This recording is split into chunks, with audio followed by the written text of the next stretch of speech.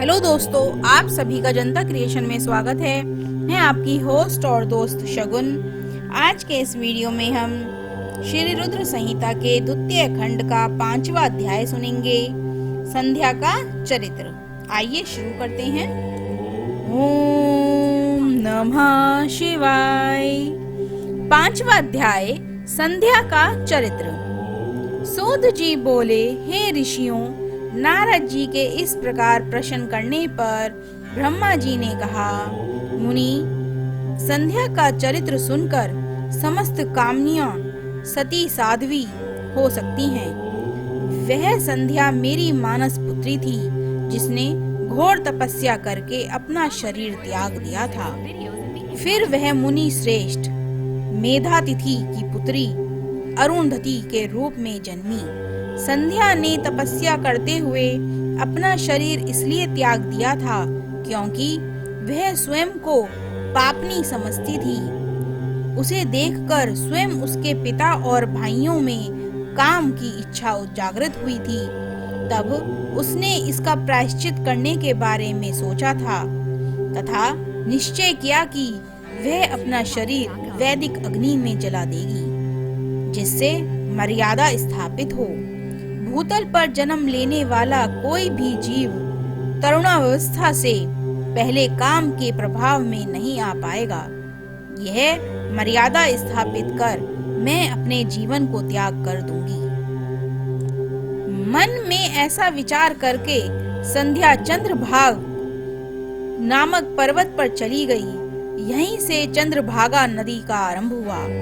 इस प्रकार का ज्ञान होने पर मैंने वेद शास्त्रों के पारंगत विद्वान, सर्वज्ञ और ज्ञान योगी पुत्र वशिष्ठ को वहां जाने की आज्ञा दी। मैंने वशिष्ठ जी को संध्या को विधि पूर्वक दीक्षा देने के लिए वहां भेजा था। नारद, चंद्रभाग पर्वत पर एक देव सरोवर है जो जलाशोचित गुणों से पूर्ण है। उस सरोवर के तट पर बैठी संध्या इस प्रकार सुशोभित हो रही थी कि जैसे प्रदोष काल में उदित चंद्रमा और नक्षत्रों से युक्त आकाश शोभा पाता है। तभी उन्होंने चंद्रभागा नदी का भी दर्शन किया। तब उस सरोवर के तट पर बैठी संध्या से वशिष्ठ जी ने आदर पूर्वक पूछा, हे देवी, तुम इस निर्जन पर्वत पर क्या कर रही हो? तुम्हारे माता पिता कौन हैं? यदि यह छिपाने योग्य ना हो तो कृपा मुझे बताओ। यह वचन सुनकर संध्या ने महर्षि वशिष्ठ की ओर देखा। उनका शरीर दिव्य तेज से प्रकाशित था।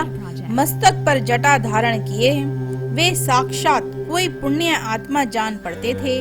संध्या ने आदर पूर्वक प्रणाम करते हुए वशिष्ठ जी को अपना परिचय देते हुए कहा, ब्राह्मण, मैं ब्रह्मा जी की पुत्री संध्या हूँ। मैं इस निर्जन पर्वत पर तपस्या करने आई हूँ। यदि आप उचित समझें तो मुझे तपस्या की विधि बताइए।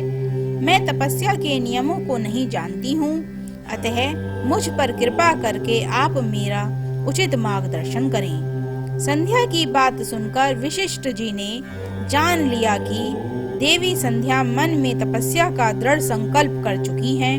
इसलिए वशिष्ठ जी ने भक्त वत्सल भगवान शिव का स्मरण करते हुए कहा, हे देवी, जो सबसे महान और उत्कृष्ट हैं, सभी के परम आराध्य हैं, जिन्हें परमात्मा कहा जाता है, तुम उन महादेव शिव को अपने हृदय में धारण करो। भगवान शिव ही धर्म, अर्थ, काम और मोक्ष के स्रोत हैं। तुम उन्हीं का भजन करो। ओम नमः शिवाय मंत्र का जाप करते हुए मौन तपस्या करो। उसके अनुसार मौन रहकर ही स्नान और शिव पूजन करो। प्रथम 2 बार छठे समय में जल का आहार के रूप में लो। तीसरी बार छठा समय आने पर उपवास करो। देवी, इस प्रकार की गई तपस्या ब्रह्मचर्य का फल देने वाली तथा अभिष्ट मनोरथों को पूरा करने वाली होती है। अपने मन में शुभ उद्देश्य लेकर शिवजी का मनन व चिंतन करो। वे प्रसन्न होकर तुम्हारी मनोकामना अवश्य पूरी करेंगे। इस प्रकार संध्या को तपस्या की विधि बताकर और उपदेश देकर मुनि वशिष्ठ वहां से अंतर्ध्यान हो गए। ओम नमः शिवाय। आज के इस अध्याय की कथा यहीं पर समाप्त होती है। आगे की कथा अगले अध्याय में सुनेंगे। इसी तरह की और कथाओं को सुनने के लिए हमारे चैनल को सब्सक्राइब जरूर करें और बेल आइकन जरूर दबाएं, जिससे हमारी आने वाली नई वीडियोस की नोटिफिकेशन आपको मिलती रहे। Thank you friends watching this video. Do not forget to like, share and subscribe.